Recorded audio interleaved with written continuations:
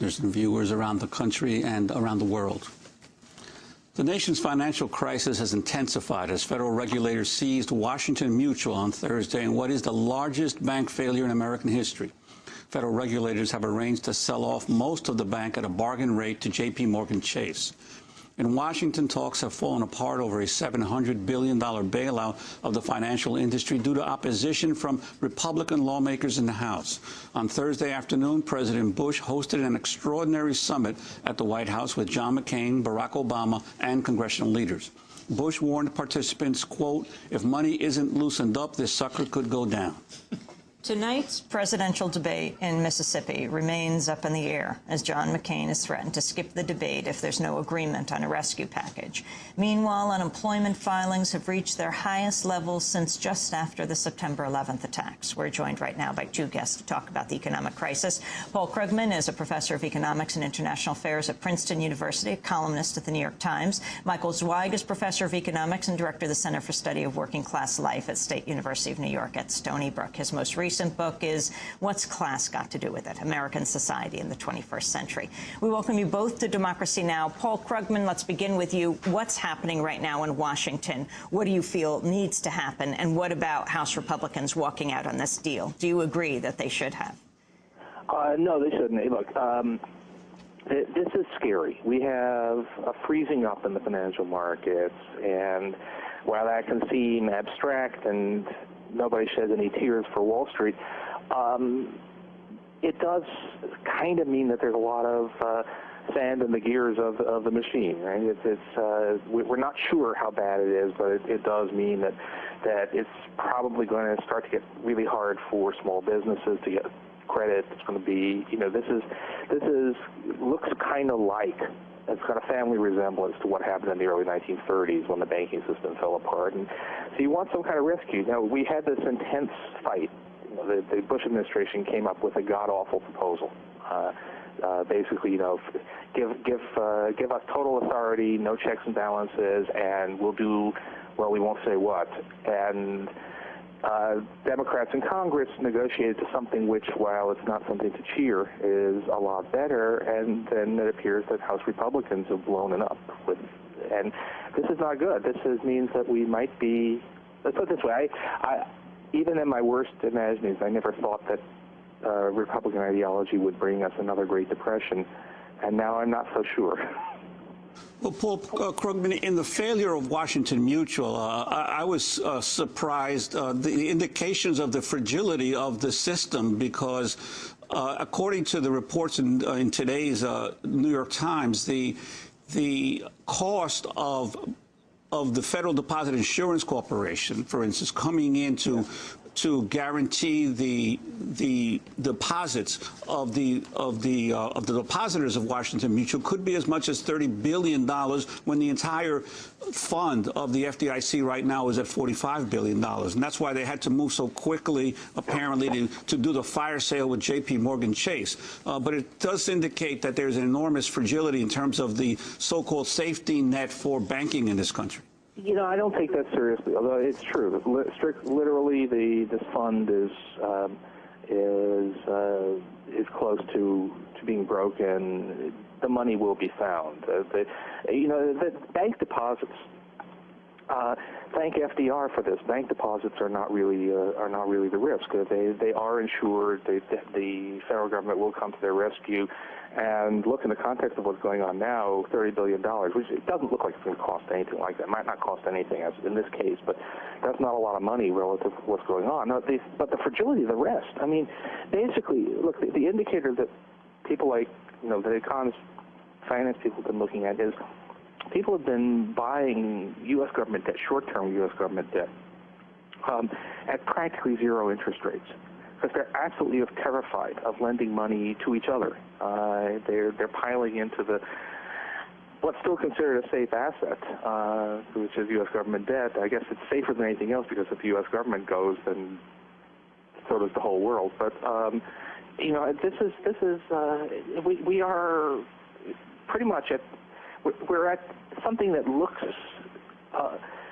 like it could be 1931. I mean, I don't think, it's not my sort of main central forecast, but wow, this is meltdown territory. So how do you think it needs to be staved off? What happened? What always happens when governments finally come to grips with financial crises is they temporarily take over part of the financial system. You look at Sweden in the early 1990s, they basically seized more than half of the country's banking system, paid off some of the debts, wrote off the worthless assets, and then were able to privatize them again. In our own savings and loan crisis, basically the federal government took control of failed savings and loans for a while. And in the end, you basically have to do that. It's temporary, these are unfashionable words these days, but temporary nationalization in a financial emergency is always the way you go. But we haven't come politically to grips with that yet. This deal, which was a step in that direction, was blown up by House Republicans who are saying, oh, well, we can solve this by cutting the capital gains tax, which is sheer insanity, or maybe it's a big joke, but it just tells you how far we are from being ready to deal with this. I wanted to play for you Republican vice presidential candidate Sarah Palin's comments on the bailout. She was interviewed by CBS's Katie Couric. Couric appeared on The Early Show and introduced part of her interview with the Alaskan governor. She's not always responsive when she's asked questions and sometimes does slip back to her talking points. So it was a really interesting experience for me to interview her yesterday. Let's see if that's the case here. We have an excerpt where you ask her about her opinion on the bailout. Okay. Why isn't it better, Governor Palin, to spend $700 billion helping middle-class families who are struggling with health care, housing, gas, and groceries? Allow them to spend more and put more money into the economy instead of helping these big financial institutions that played a role in creating this mess. That's why I say I, like every American I'm speaking with, we're ill about this position that we have been put in, where it is the taxpayers looking to bail out. But ultimately, what the bailout does is help those who are concerned about the health care reform that is needed to help shore up our economy, helping the... It's got to be all about job creation, too, shoring up our economy and putting it back on the right track. So health care reform and reducing taxes and reining in spending has got to accompany tax reductions and tax relief for Americans. And trade, we've got to see trade as opportunity, not as a competitive, scary thing, but 1 in 5 jobs being created in the trade sector today. We've got to look at that as more opportunity. All those things under the umbrella of job creation.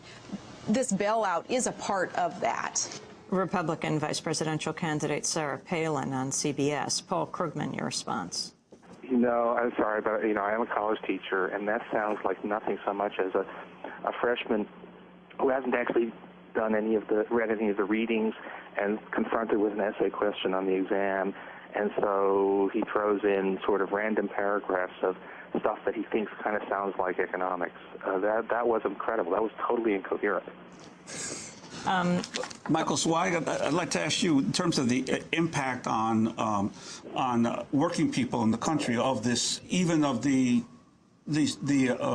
proposed changes that the Democrats have put into the package yet that is still to pass. Well, I think we have here another example of how Wall Street and the needs of the corporate elites suck the oxygen out of every discussion about what working people need. If we look, for example, at what underlies this crisis is the junk mortgages that were given out, those low, the subprime mortgages. Those haven't gone away. Those are going to accelerate. Those foreclosures are going to accelerate in the next 6 months, 8 months, until the spring of 2009, which will be the end of the 2-year reset period for the last of those mortgages. So we're going to see over 1 million homes go into foreclosure in the next 6 months. And nobody's talking about that anymore. And I think that that's an indication of the kind of priorities that are skewed. I think that if there is a problem in Wall Street, that something does need to happen there.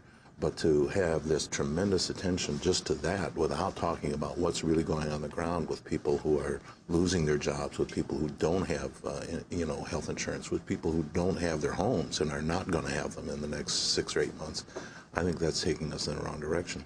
We're going to go to break, then come back. Professor Michael Zweig at Stony Brook University, State University of New York, Stony Brook, and Paul Krugman, New York Times columnist and professor at Princeton University. This is Democracy Now!, democracynow.org, the War and Peace Report. After that, part 2 of our interview with the Iranian president. Stay with us. The economy. Stupid.